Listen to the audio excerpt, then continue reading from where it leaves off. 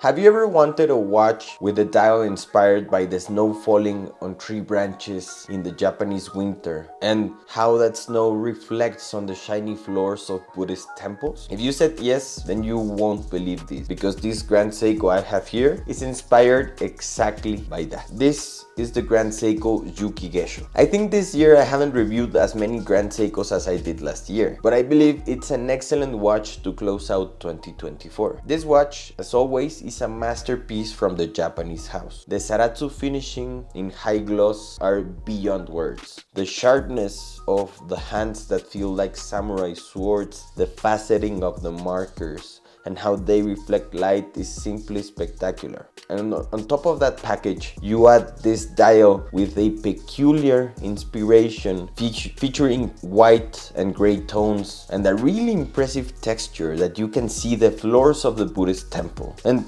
I think you have a recipe for instant success. From the very first moment I saw this watch, I knew I was in trouble because I knew I was going to keep it. And sure enough, this watch hasn't left my wrist for quite some time. In my opinion, the biggest appeal of the Japanese house is the quality of its watches and their finishing. And if you've ever handled one of their watches, you know exactly what I'm talking about. It's simply a matter of stepping out into the sunlight and seeing the color and depth of their dials. But above all, the way they polish the metal, because to be honest, I've never seen anything like it from any other brand, no matter where it's from. I'm convinced that this is the best watch for winter, and actually for practically every day. And since the entire watch has a grayscale colorway, it becomes extremely versatile to pair with practically any strap color you want. You can wear it with the stainless steel bracelet, which gives it a much higher quality touch due to all of its finishing.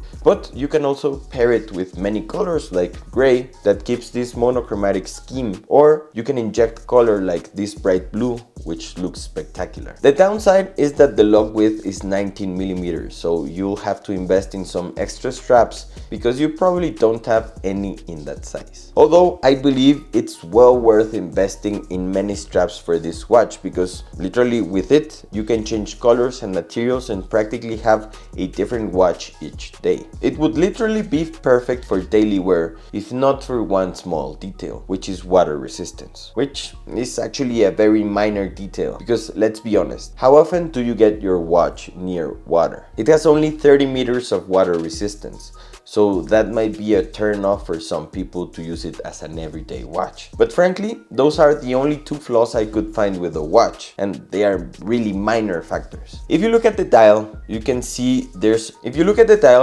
some text at the bottom. The first line says automatic because of course it's an automatic movement. In the middle we have high beat 36,000, and in the bottom line we have GMT. In my opinion, this is a little secret and crazy aspect of Grand Seiko. When you flip the watch over, you see a fully decorated automatic caliber with a frequency of 36,000 VPH. And to give you some context, entry-level Japanese watches typically operate at a frequency of 21,600 VPH.